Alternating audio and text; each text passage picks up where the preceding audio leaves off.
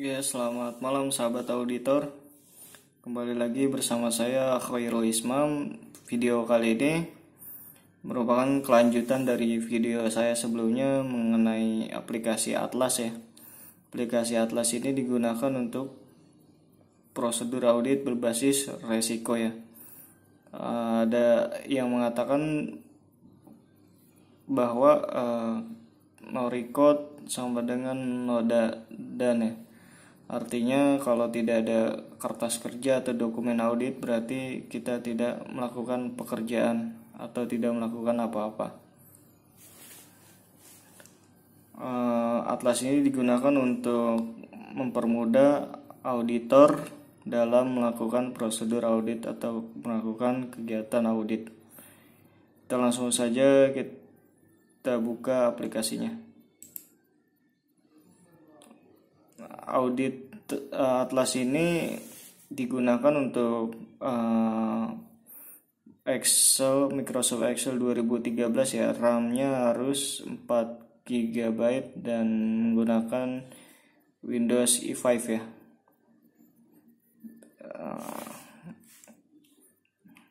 Atlas ini dahulunya digunakan hanya bisa diakses oleh satu orang. Sekarang sudah bisa digunakan atau diakses oleh banyak orang ya. Ini Atlas ini versi yang kedua, yang versi terbaru ya. Di sini akan muncul tampilan awalnya. Ada status KKP ya, kertas kerja pemeriksaan ya. Ini untuk mengetahui bahwa staf-staf dari auditor ini sudah melakukan pekerjaannya. Jadi para ketua auditor itu bisa mengecek di sini apakah para stafnya sudah melaksanakan pekerjaannya atau belum. Kalau sudah selesai berarti di sini akan berubah menjadi komplit. Kalau belum selesai tulisannya masih incomplete. Oke, ini tampilan awalnya. Lalu kita ke menu rumah.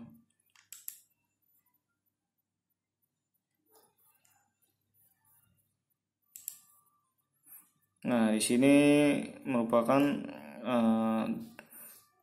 sampul depan ya, atau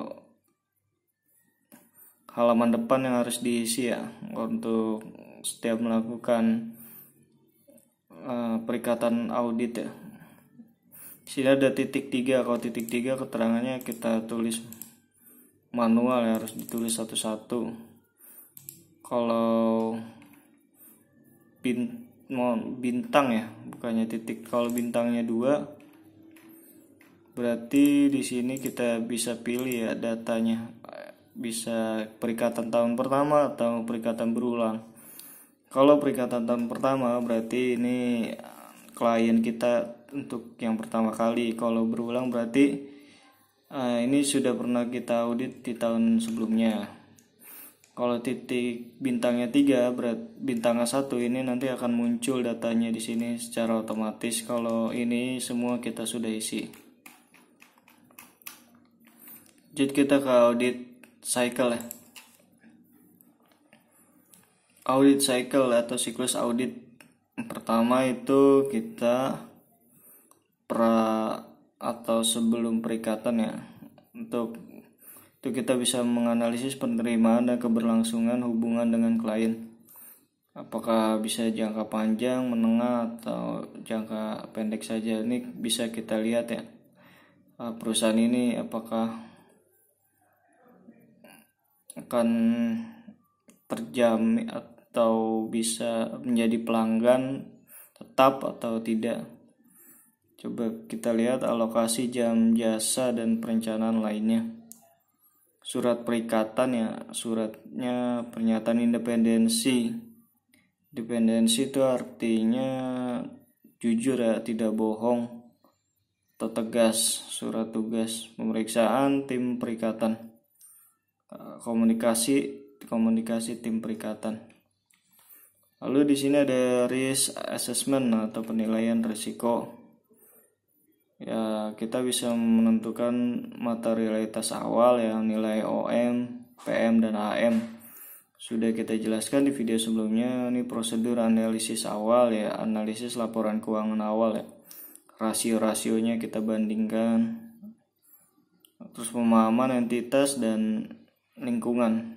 Bagaimana perusahaan itu ya, apakah cost of framework-nya atau pengendalian internalnya baik, atau sistem SPI-nya atau sistem pengendalian internalnya sudah dijalankan dengan benar. In higher risk ya itu risiko bawaan. Kalau perusahaannya itu besar, punya anak perusahaan atau cucu perusahaan itu banyak, berarti risikonya sangat tinggi. Dan apabila akunnya itu kas, itu beresiko lebih tinggi daripada akun lainnya. Contoh kontrol risk atau pengujian pengendalian ya, kita melihat apakah komponen pengendalian internalnya sudah dijalankan, apakah para BOD atau SPI bertindak tegas. Kalau ada kecurangan akan ditindak dengan benar ya. Pengawasannya pun harus ketat, pengendalian internalnya harus berjalan efektif. Ini risiko salah saji material. Salah saji ya berarti material nilainya cukup besar ya, atau kesalahan dalam proses akuntansi, atau pada laporan keuangan nilainya tidak benar ya, atau tidak wajar. Komunikasi dengan sistem pengendalian internal, tanya jawab ya, inquiring. Sini lanjut risk response atau pelaksanaan audit atau respon terhadap risiko. Worksheet, kertas kerja ya, yang sudah saya jelaskan ya, sebelumnya. Worksheet, trial balance, raja saldo ya. Di sini ada estimasi akuntansi, berarti itu menilai apakah nilai dari penyusutan ataupun cadangan kerugian piutang itu sudah benar diestimasikan nilainya atau sudah wajar perhitungannya. Transaksi dengan pihak berelasi, apakah ada hutang yang cukup besar yang harus dibayarkan kepada pihak lain. Prosedur substantif yaitu seperti TOC, TOT, TDB dan TAP ya.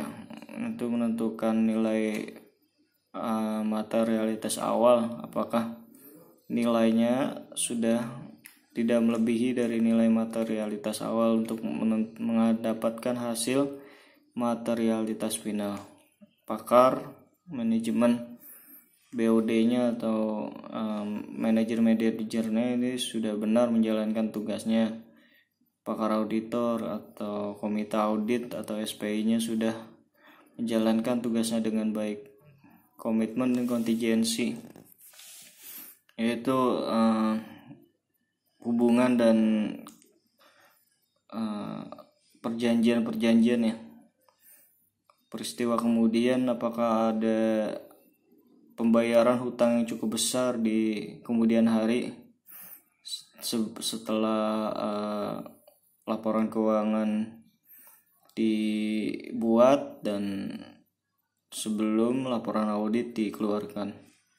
Kelangsungan usaha ya, apakah bisa going concern nih perusahaannya, apa bisa berlanjut ke beberapa tahun ke depan atau tidak valid. Identifikasi salah saji, mengidentifikasikan salah saji, apa yang salah saji itu salah dalam penempatan akun gitu ya maksudnya. Representasi manajemen, bagaimana kualitas dari manajemen terlihat di laporan keuangannya. Reporting itu pembuatan laporan atau opini audit. Di sini ada penilaian materialitas final. Dari hasil substantif tes ini akan mendapatkan nilai materialitas final, apakah nilainya tidak melebihi dari materialitas awal. Kalau tidak kuli bawah materialitas awal berarti sudah oke, bisa lanjut ya. Kalau belum berarti akan kembali lagi di review atau direvisi ya nilainya, tergantung setiap KAP. Prosedur analisis final. Ini CAL ALK-nya, analisis laporan keuangan finalnya sama seperti materialitas, apakah tidak melebihi nilainya. Komunikasi dengan TCWG, review pengungkapan laporan keuangan di CALK ya, apakah sudah semua diungkapkan dengan benar atau tidak disembunyikan. Penelaahan mutu kualitas ya, kualitasnya apakah sudah baik. Evaluasi bukti audit, buktinya apakah sudah cukup dan tepat ya, artinya sah itu benar, tidak dibuat-buat atau bukan bukti palsu ya, relevan itu angkanya benar ya, tidak di markup atau tidak dikecilkan. Dapat diandalkan berarti tidak berpihak kepada kepentingan pihak lain atau objektif. Review LAI audit final memorandum, membuat penulisannya audit atau opini audit, apakah dia WTP, wajar dengan pengecualian, tidak wajar dia memberikan pendapat, ataupun wajar dengan pengecualian dengan penjelasan paragraf. Itu jenis-jenis opini audit. Lalu kita ke konten. Di sini prosedur auditnya. Biasanya untuk auditor ini akan dibagi tugas, tidak mungkin bisa dikerjakan hanya satu orang saja. Biasanya dibagikan atas siklus atau setiap siklus atau berdasarkan setiap akun ya. Kita coba buka A110. Analisis penerimaan dan keberlanjutan hubungan dengan klien. Nah, ini kita tulis ya data-datanya, jenisnya, usahanya, ini bagiannya kita cek. Ini kita pilih apakah ya atau tidak terdapat reputasi buruk pada pribadi dan bisnis dari pemilik usaha. Kunci yang pihak bertanggung jawab atas tata kelola klien. Seperti itu kita isi datanya semuanya lengkap, jangan sampai ada yang terlewat. Lalu kita bisa kembali, lalu next A120, next A130. Semuanya kita isi ya, jangan sampai terlewat. Oke, demikianlah video dari saya. Semoga video ini bermanfaat bagi para auditor. Sampai jumpa di video saya selanjutnya. Terima kasih.